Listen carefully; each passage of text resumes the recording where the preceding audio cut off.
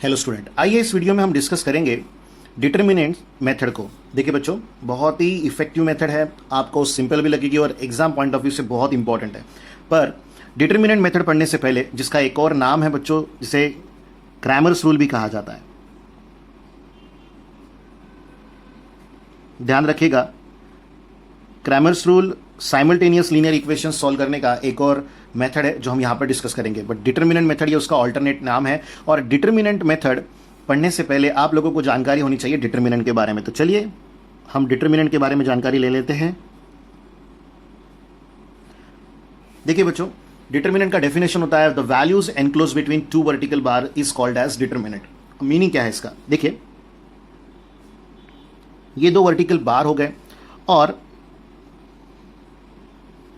इनके अंदर हम लोगों ने वैल्यू लिख ली। उन वैल्यूज का नाम अभी फिलहाल ए बी सी डी लिया है हमने। तो ये एक डिटर्मिनेंट है जो कैपिटल डी से डिनोट होता है, या इसके अलावा हम इसे डिनोट करते हैं बच्चों डेल्टा से। ये डिनोशन से हमारे पास किसके? डिटर्मिनेंट के। और ध्यान रखिएगा, डेफिनेशन एक बार फिर से बता रहे हैं, values enclose between two vertical bars is called as determinant. और डिटर्मिनेंट की एक वैल्यू होती है बच्चों, ध्यान दीजिएगा अच्छे से। कैपिटल डी से हम डिनोट करते हैं और यहां पर ए बी सी डी हम ऐसे लिख रहे हैं वैल्यूज को, और ए बी सी डी की जगह कोई भी वैल्यू हो सकती है, पॉजिटिव नेगेटिव फ्रैक्शन रियल, तो उसे लेकर आप परेशान ना हो। पर ध्यान दीजिएगा, डिटर्मिनेंट की वैल्यू निकाली कैसे जाती है, ये हमारे लिए बहुत इंपॉर्टेंट टर्म है। और ध्यान रखें कि ये हमेशा स्क्वायर होना चाहिए। देखिए, ये जो ए बी है ये एक रो को रिप्रेजेंट कर रहा है और सी डी जो है वो दूसरी रो को रिप्रेजेंट कर रहा है। इट मीन्स हमारे पास दो रो है। इनटू ए सी ये हमारा फर्स्ट कॉलम है और बी डी ये हमारा सेकेंड कॉलम है, तो यहां पर भी 2 आ जाएगा, यानी ये 2/2 का डिटर्मिनेंट है। और फिलहाल हमें यही जानकारी लेनी है बच्चों, क्योंकि हम जो टॉपिक पढ़ रहे हैं वो क्या है आप भी जानते हो, लीनियर इक्वेशन इन 2 वेरिएबल्स। अब देखिए, यहां पर 2/2 का एक डिटर्मिनेंट हमें दिया गया है, और जब आप 2/2 के डिटर्मिनेंट की वैल्यू बनाते हो तो कैसे बनाई जाती है? देखिए, ये फर्स्ट एलिमेंट है हमारा ए, तो यहां पर नोट कर लेंगे। फिर इस ए का ये जो रो है और जो कॉलम है उन्हें आप स्किप कर दीजिए। अगर आप इस रो और इस कॉलम को ना देखें बच्चों तो बचा हुआ एलिमेंट नजर आता है डी। इसके बाद आपके पास सेकंड एलिमेंट है बी, उसे भी लिख लीजिए। फिर इस बी का रो और ये कॉलम, ये रो और ये कॉलम मिस कर देंगे या स्किप कर देंगे, तो यहां पर क्या आएगा बच्चों? सी। और फर्स्ट टर्म हमेशा पॉजिटिव होती है एडी, और यहां आ जाएगा बच्चों minus. First term always positive, second term negative होती है, तो यहां पर क्या आ जाएगा? निगेटिव। तो हमारे डी का, इस डिटर्मिनेंट का फाइनल आंसर है A D minus B C. ध्यान रखें, बहुत ही इंपॉर्टेंट कंसेप्ट रहेगा, अगर आप इसे मिस करके चलेंगे तो बात नहीं बनेगी। और हमेशा जब हम क्रैमर्स रूल में डिटर्मिनेंट का यूज कर रहे हैं तो एडी माइनस बीसी की वैल्यू कभी भी जीरो नहीं होनी चाहिए, नॉन जीरो वैल्यू आनी चाहिए, तभी वहां सॉल्यूशन पॉसिबल होगा। अगर जीरो आ जाती है तो सॉल्यूशन पॉसिबल नहीं होगा। तो चलिए डिस्कस करते हैं क्रैमर्स रूल के प्रोसेस को। तो देखिए बच्चों, क्रैमर्स रूल की प्रोसेस को डिस्कस करने के लिए सबसे पहले हमें दो इक्वेशंस को कंसिडर करना पड़ेगा। तो यहां हम लिख रहे हैं a1x plus b1y is equals to c1, ये हमारा फर्स्ट इक्वेशन है। देन है a2x plus b2y is equals to c2, और ये हमारा सेकेंड इक्वेशन है। और जिस तरह हम साइमल्टेनियस लीनियर इक्वेशंस को सॉल्व किया करते थे वही प्रोसेस हम यहां पर यूज करेंगे। तो सबसे पहले हम एलिमिनेट कर रहे हैं बच्चों इस y को, तो यहां हम लिखेंगे फॉर एलिमिनेटिंग y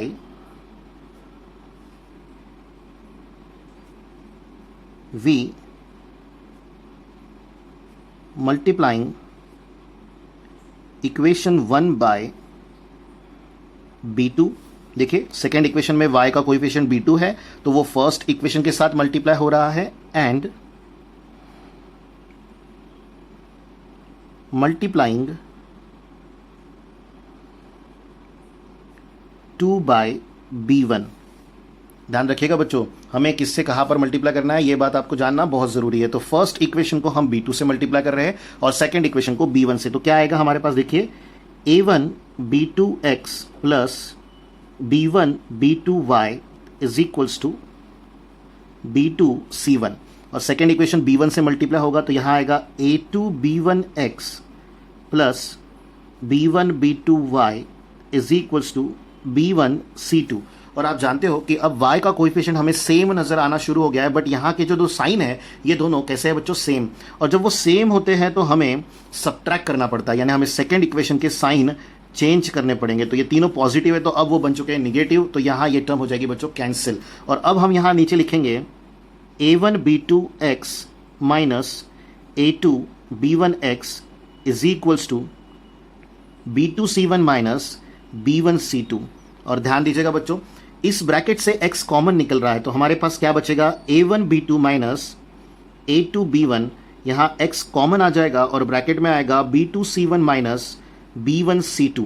अब सिंपली आपको यहां से x की वैल्यू मिल रही है और वो क्या मिल रही है, देखिए x इज इक्वल्स टू हमारे पास आ रहा है न्यूमरेटर में b2c1 minus b1c2 upon a1b2 minus a2b1। और ध्यान रखिएगा ये हमारे x की वैल्यू है। सिमिलर वे में अगर आप यही सेम प्रोसेस परफॉर्म करें और x को एलिमिनेट करें तो आपको y की वैल्यू मिलेगी। तो हम वो भी एक पैटर्न यहां पर नोटिस कर ले रहे हैं बच्चों। देखिए सिमिलरली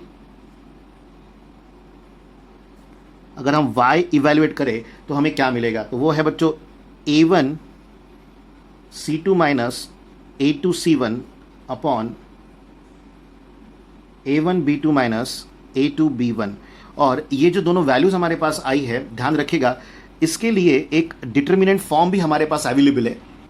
तो अगर बच्चों आप न्यूमरेटर के इस टर्म की तरफ ध्यान दे रहे हैं तो ये एक डिटर्मिनेंट वैल्यू है। और ये कौन सा डिटर्मिनेंट है ये भी एक बार जान लीजिए, ये है बच्चों c1 c2 b1 b2 का डिटर्मिनेंट।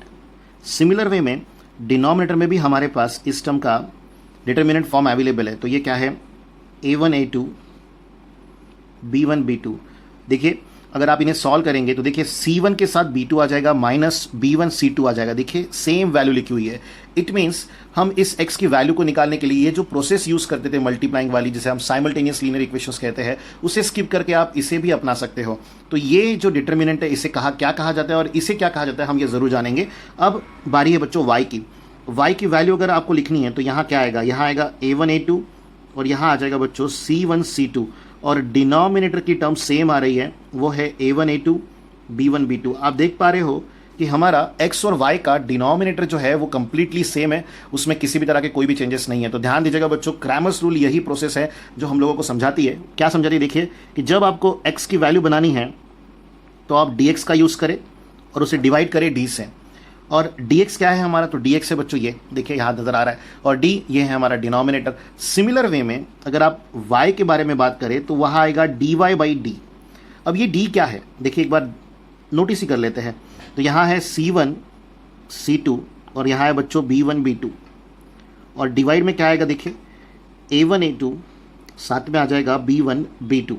तो ये हमारे x की वैल्यू है। बट इतना बड़ा फॉर्मूला लर्न कैसे रखेंगे, इसीलिए हम लोगों के पास एक सिंपल प्रोसेस है जिसे हम dx अपॉन डी कहते हैं। और कैसे इवेल्युएट करेंगे ये हम प्रैक्टिकली न्यूमेरिकल में ज़रूर जानेंगे। और dy की वैल्यू अगर आपको लिखनी है तो वो क्या आएगी एक बार देख ले, वो है बच्चों a1 a2 c1 c2 divided by determinant a1 a2 b1 b2। तो बड़े आसानी से आप क्रैमर्स रूल की हेल्प से x और y की वैल्यूज़ को बना पाएंगे बच्चों।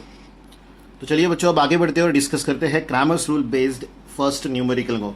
देखिए क्रैमर्स रूल में सबसे पहले हमारे पास साइमल्टेनियस इक्वेशन होने चाहिए। It means two equation with two unknowns x और y है। यहाँ इक्वेशन में वेरिएबल्स x और y है बच्चों, बट हमेशा x और y ही रहेंगे, ये ज़रूरी नहीं, वेरिएबल बदल सकते हैं, तो उसके लिए भी रेडी रहिएगा। अब सबसे पहले बारी है d को इवेल्युएट करने की। d क्या होता है, तो d ये जो है हमें x का जो कोएफिशिएंट है उससे बना डिटर्मिनेंट होता है। देखिए x और y का कोएफिशिएंट्स, x का कोएफिशिएंट क्या है, तो वो है फर्स्ट इक्वेशन में 5, देन है बच्चों 3, यहाँ पर क्या है 2 और देन है 4। तो अब हम इस डिटर्मिनेंट को सॉल्व करेंगे। क्या आएगा बच्चों, 5 4 ज़ा 20, देन आएगा माइनस 3 2 ज़ा 6। तो अब हमें 20 माइनस 6 करना है, तो यहाँ वैल्यू कितनी आ जाएगी बच्चों 4। और ध्यान रखिएगा हम लोगों ने डिटर्मिनेंट की वैल्यू कैसे बनाई है, एक बार फिर से हम डिस्कस कर रहे हैं। सबसे पहले आप इस 5 से इस 4 को मल्टीप्लाई करेंगे।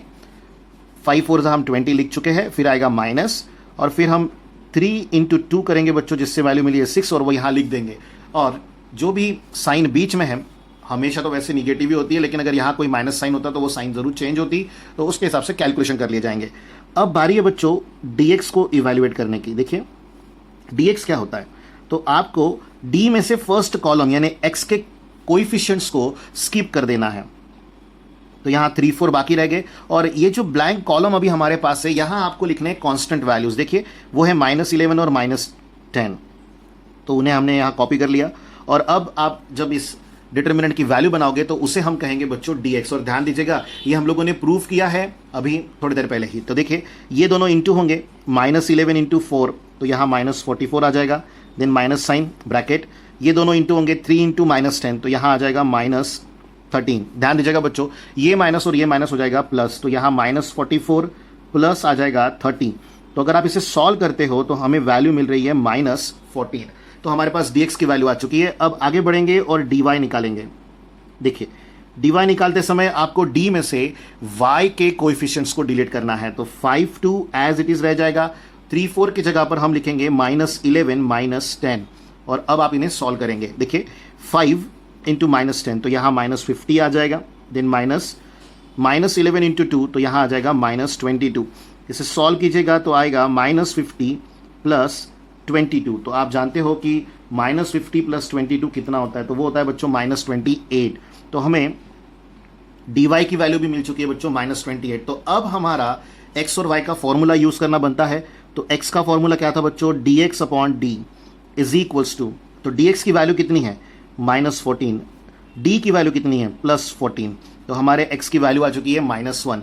सिमिलर वे में y निकालेंगे तो यहाँ आ जाएगा dy by D is equals to -28/14 is equals to, तो वैल्यू कितनी आएगी बच्चों -2। तो इस तरह हम लोगों ने x और y की वैल्यू निकाल ली है। और ध्यान रखिएगा कि ये हमारी शॉर्टेस्ट मेथड है जिसे हम क्रैमर्स रूल कह रहे हैं बच्चों। एक और नाम है इसका डिटर्मिनेंट मेथड, जो साइमल्टेनियस लीनियर इक्वेशंस को सॉल्व करने में हमारे काम में आती है। आप खुद ही देख रहे हो कि कितनी सिंपल प्रोसेस है, इफेक्टिव प्रोसेस है।